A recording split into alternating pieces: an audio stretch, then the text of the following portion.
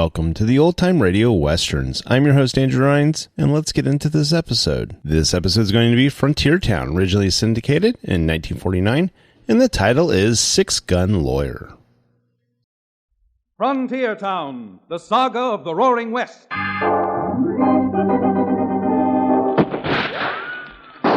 Frontier Town.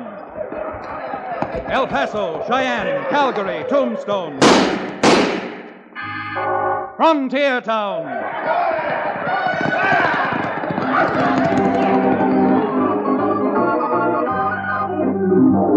Here is the adventurous story of the early West, the tamed and the untamed, from the Pecos to Powder River, Dodge City to Poker Flat.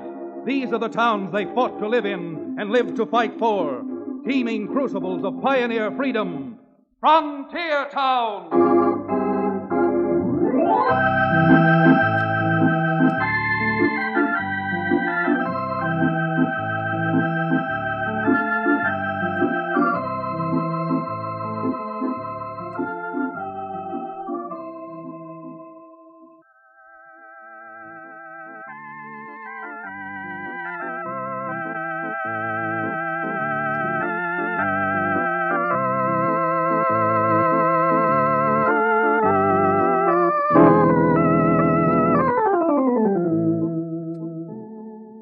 Howdy there.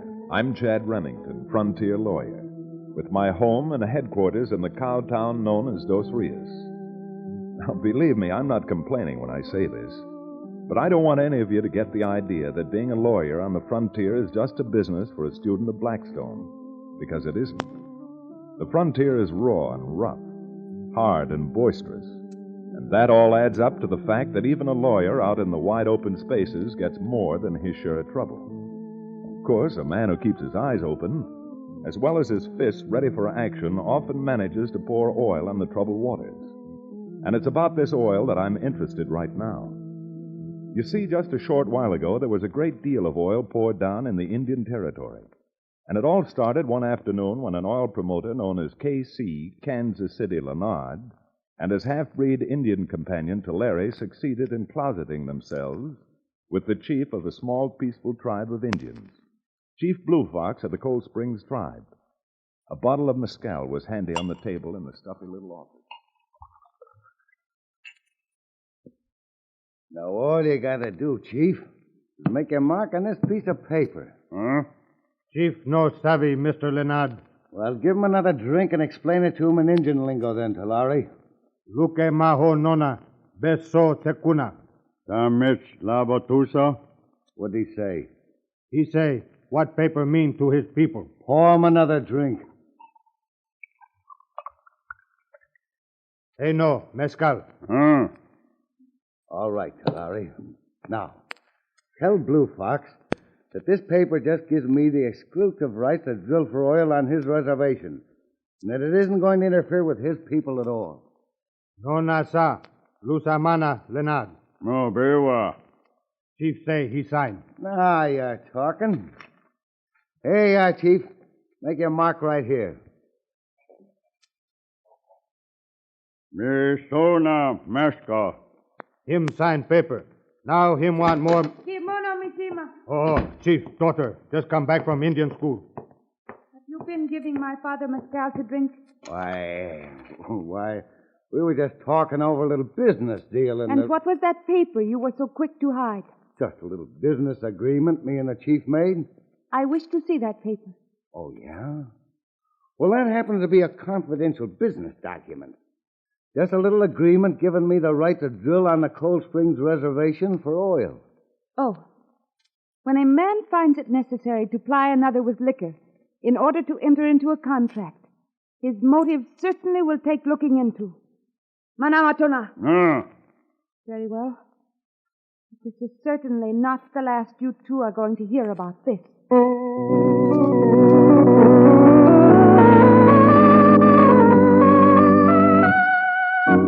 wasn't the last Mr. K.C. Leonard heard about his little transaction because Chief Blue Fox's daughter, Matome, spent little time in getting a pony and riding from the reservation to my office in Dos Rios.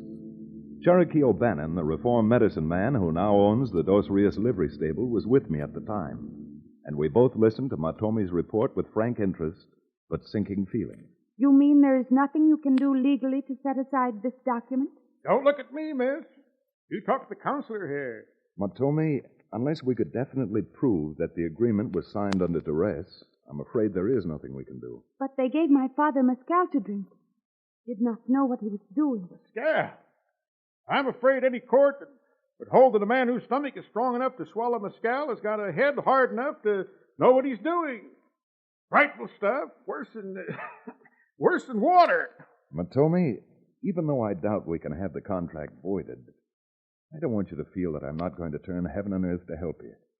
And if we can't take care of Mr. K.C. Leonard legally, maybe we can invent a few laws of our own. Your people have been defrauded too much by the whites already. If all white men were like you, Mr. Remington, my people would have nothing to fear. Because Chad Remington is like he is, the only person who has something to fear out of this is that oil promoter, K.C. Leonard. Well, we're not going to get any place sitting around here spreading flattery. So what do you say we get our horses and ride back to Cold Springs?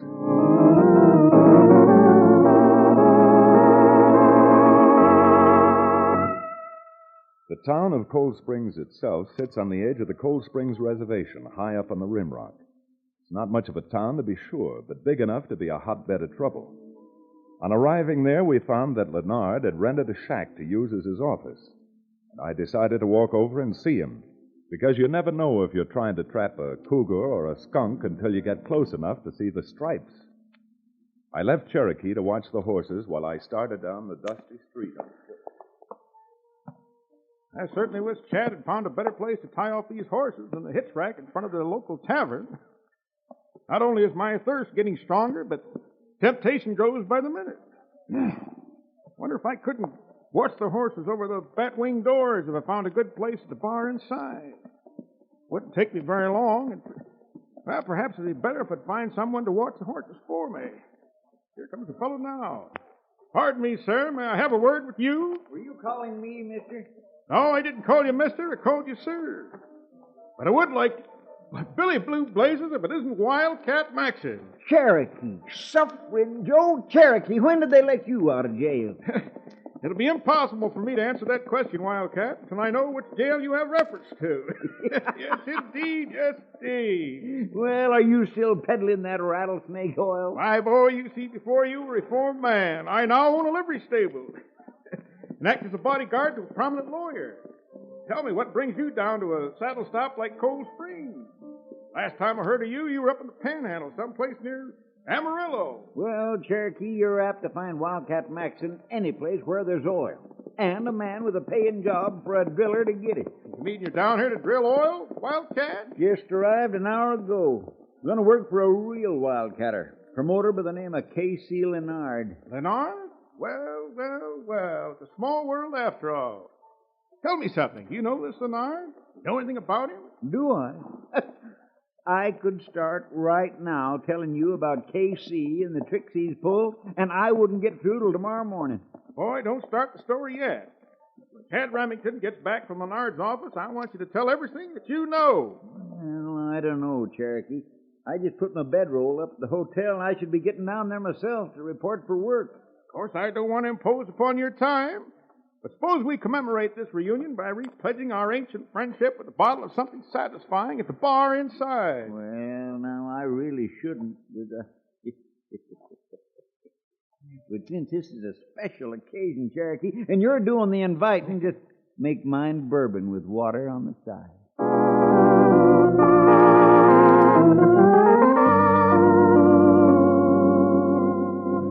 While Cherokee and Wildcat Maxon were picking up the threads and the whiskey glasses, my walk down the street brought me to the door of the little shack Leonard had rented.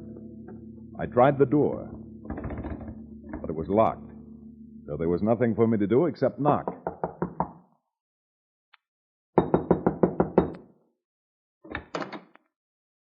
Yes? You want something? Yes, I'd like to see Mr. Leonard. Boss, he busy. You come back later. Well, since I've got no place else to go, do you mind if I come in and sit down and wait for him? You go away. Come back later. You're not very hospitable, are you? Come on, you beat it. No got time. Just a minute. I don't mind leaving, but I have no intention of being shoved out. Me say get out. Now me put you out. You local half-breed. Who do you think you are, anyhow? Me show you fast. Just for that, I am going inside and wait for Leonard. Well, you're in, so speak a little piece and get it over with. What do you want? Well, I take it you're Leonard. You'll be taking a lot more if you don't quit stalling around. What's on your mind? I'd like to see the paper that Chief Blue Fox signed here a few days ago. Yeah? Well, exactly who are you? Well, for the moment, let's just say I'm a friend of the Chief's. And for the moment, let's just say that any paper the Chief signed between him and me is confidential. Oh, so? And does that mean your contract won't bear scrutiny? Mister, if you want to leave here under your own power, you better start going now. You may think you're man enough to put me out, but I don't. From what I've heard about you, well, I don't think that you're a man at all. With apologies to the whole skunk family, I think you're nothing but a tricky little polecat. Boy, you loudmouth maverick, now you are getting out. Show you. I didn't like your ugly face when I walked in here, but maybe this beauty treatment will change it.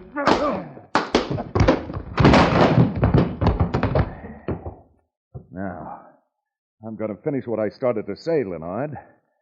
The Indians out here have been taking a pretty raw deal from you and your kind. With the aid of an oily tongue and a few bottles of red-eye, you've gotten away with murder. But there's a penalty for that kind of murder, too, Leonard. And if you insist on going through with this drilling deal, you may find that you're the one being drilled. Because I've got my personal drilling equipment right here.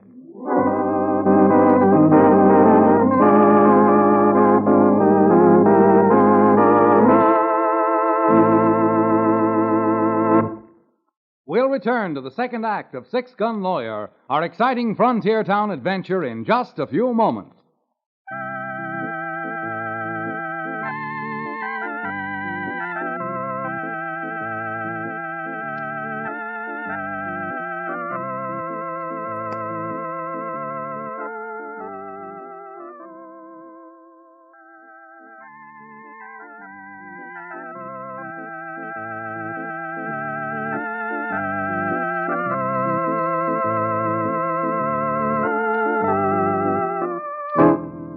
And now, Frontier Town.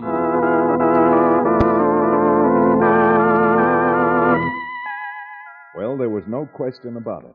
I'd found out whether our friend K.C. Leonard was a catamount or a skunk, except that in his case, I suspected the stripe that ran down his back wasn't white, but yellow.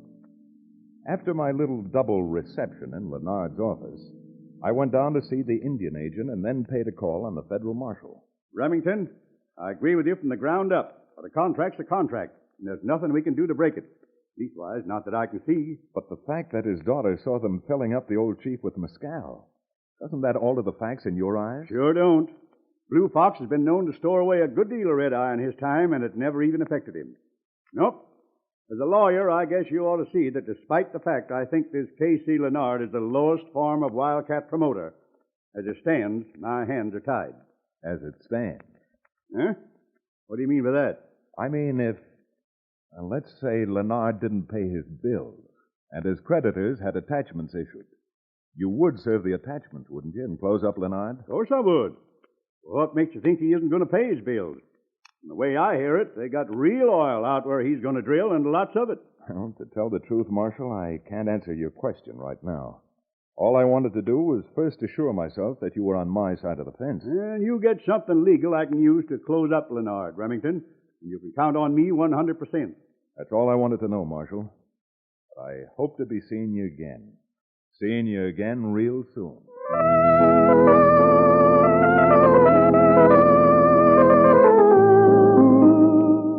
I left the marshal's office and walked back to where I had left Cherokee with the horses. The horses were there, but Cherokee was no place in sight. It should have occurred to me that Cherokee would disappear through the nearest doorway, but it didn't. Not until I heard his robust laugh echoing behind me.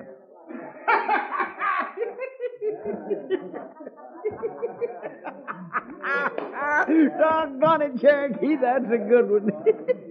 Say, did I ever tell you what happened to me with that little redhead down in El Paso? Oh, but I'd sure like to. Uh-oh. You can all you like, Cherokee, but it's not going to save you this time. Now go on, get outside. Hey, now, just a minute. Who do you think you are, anyhow? Giving cheap orders to a partner of mine. I got a good mind to bash this bottle right over. Wait a minute there, Wildcat. Put that bottle down. This is my bosom companion, the attorney I was telling you about, Tad Remington. Well, howdy, Remington. Well, now that I've lifted the bottle up, there's no sense in wasting it, so here goes, boys. Fine company you keep, Cherokee. Tad, this is one of the oldest friends I've got in the world, Wildcat Maxon. He's an oil driller, and you know what? He's just arrived in Cold Springs to go to work for K.C. Leonard. K.C. Leonard? Well, that's the last straw. Now, come on, you and I are getting out of here. Wait a minute. What's the matter, Counselor? I want the truth now. Just how good a friend are you of Mr. Maxon's here, and vice versa? Why, I've known old Bannon for 30 years. Fact is, he used to buy the oil from me that he mixed with alcohol and called his genuine Cherokee Indian rattlesnake oil. Yes, indeed. Yes, indeed. Our friendship predates my first encounter with the law. Well, in that case, you are old friends. But there's one thing I want to know, Maxon. What sort of a man are you who would go to work for a jasper like Leonard? Remington, I know Leonard's a no-good snake, but I'm a good oil rig man, and a job's a job. Why? Would you be interested in doing a favor for your old friend Cherokee and also helping... You name it, boy, and I'll do it. Fair enough? That certainly is fair enough. Just for that, I'm going to break a long-standing rule and buy you both a drink.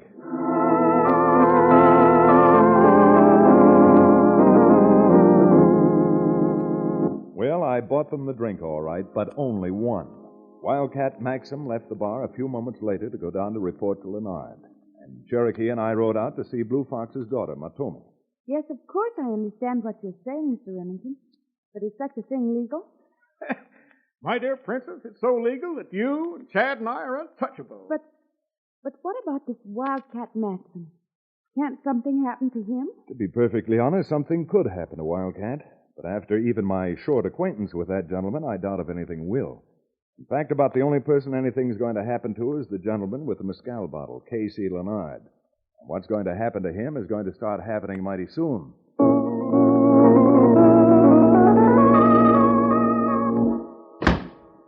Well, Talar, I never thought this would happen. Something go wrong, boss? I'll say it did. Just got a message from Wildcat Macklin that the hit rocket snapped off the drill stem. This job's starting to cost money.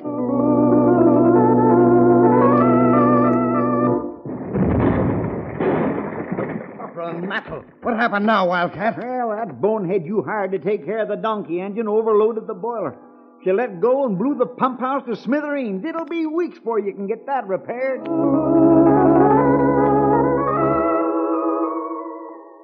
You no can blame me, boss. I just tell you what Wildcat tell me. Now what happened? Wildcat say he lose 6 pieces of pipe down well hole, and then lose fishing tool trying to pull it out. The fishing tool gone? Well, if this doesn't ruin us, nothing will. I'm starting to believe this job's jinxed.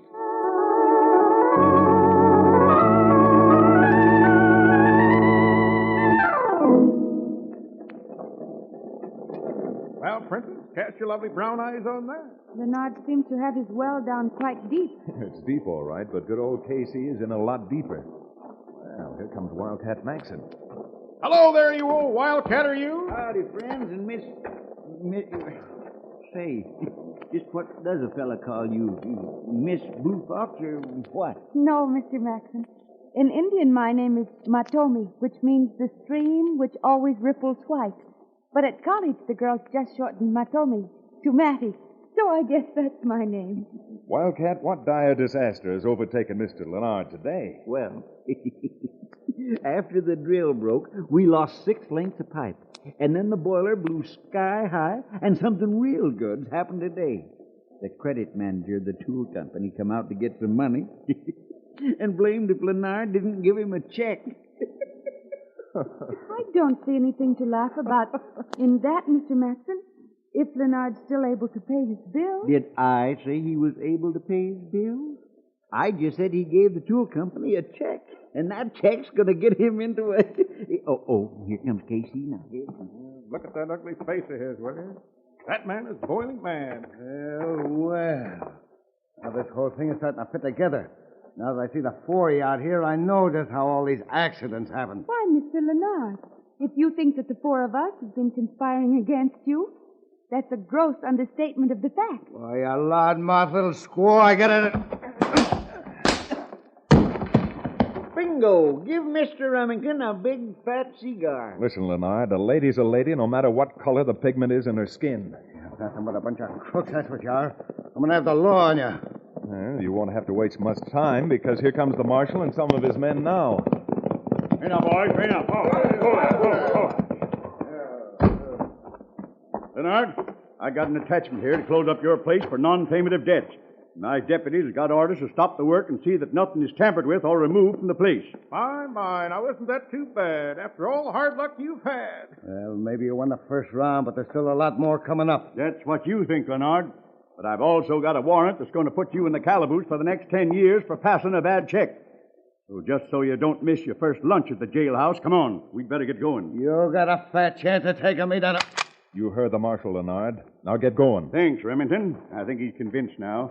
And by the way, we've already attached his office and taken charge of his records and papers and stuff. Great, Marshal. when we went through the papers, there was a contract there signed by Chief Blue Fox. I don't know how it happened, but somehow or other, that one little paper got too close to an oil lamp, and you know what happened? Before we could stop it, that contract was burned up.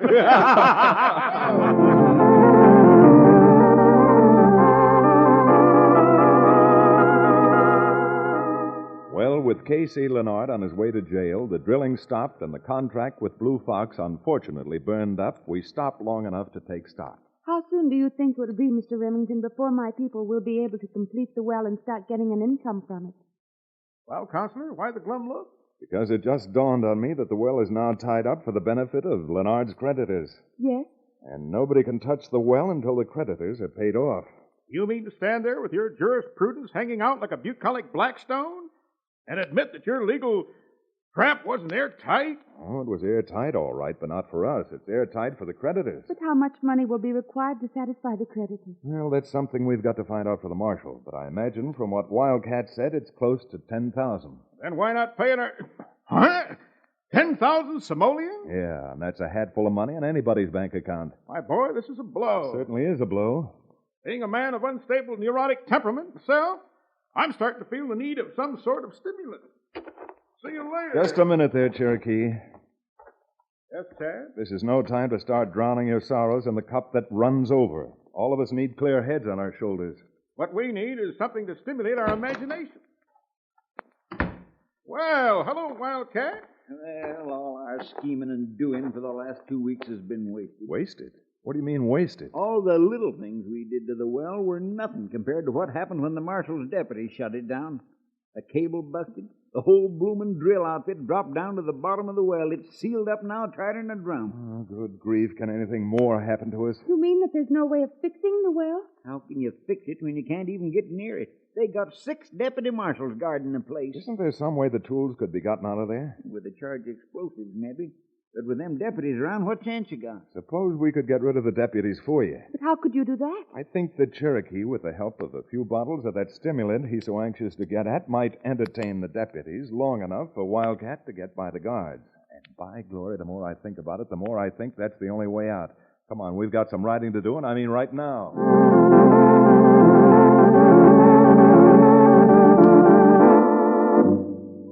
We lost no time getting back to the reservation and the oil well, and with the skill of a successful medicine man, and armed with 3 bottles we purchased in town, Cherokee had no trouble distracting the guards.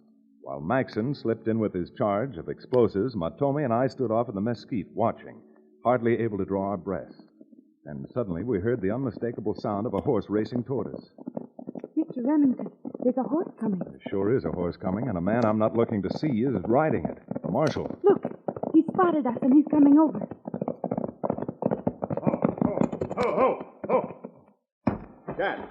Chad, I've ridden all around Patty's half-acre looking for you. Leonard's busted out of jail, swiped the gun, and swore he's coming out to get you. Thanks, Marshal, but I don't think it's going to do him any good, because first off, he's got to find me. Well, I found you. And just what are you two doing out here at the well after dark? Well, you see, now look, Marshal, let's walk back here a ways, and I'll see if I can't explain it to you. Now, just a minute, Remington. If you two are something... Down! Flatten out! That must be Leonard. That last shot gave him away. Get back. Look, Mr. Remington, there he goes. He's running toward the well. Don't, Leonard, you fool. Keep away from that well. Get back, Ted. Stars it blows.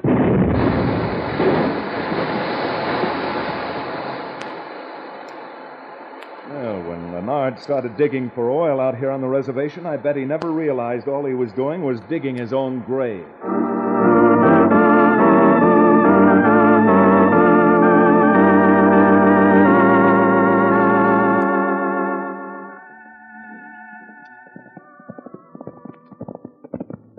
Chad, it beats me how all that machinery and dirt fell on Leonard, and he still lived through it. Well, one thing is certain. He won't break out of the federal penitentiary the way he broke out of the Cold Springs jail. I found the whole experience mighty unnerving. So did I. And now that the Indians have got their oil well, I feel the need of steadying my nerves with something potent. Oh, Cherokee, for the sake of your health, you've simply got to reform. Statistics prove that whiskey kills more men than bullets. Of course, whiskey kills more men than bullets. Why, even a big bullet doesn't drink over a pint a year.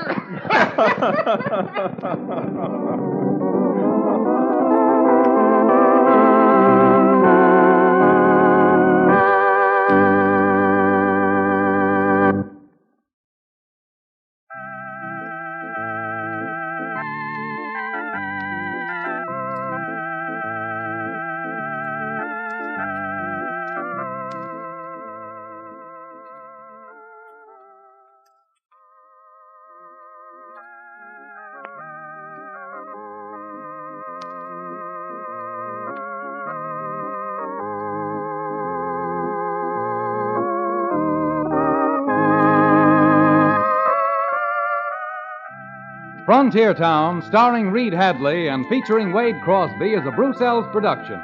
Story and direction by Paul Franklin. Music written and played by Ivan Ditmars. Be sure to be with us again same time next week for another fine action-adventure story with your favorite young Western star, Reed Hadley. And now this is Bill Foreman telling you that Frontier Town comes to you from Hollywood.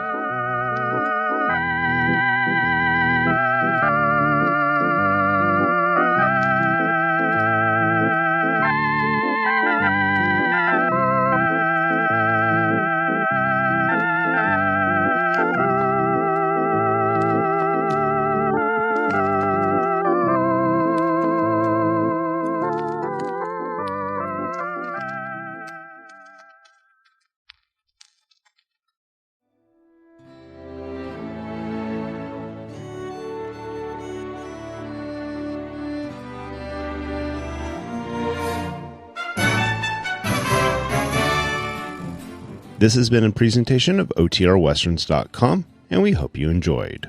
Please take some time to like and rate our shows in your favorite podcast application. Follow us on Facebook by going to OTRWesterns.com/Facebook.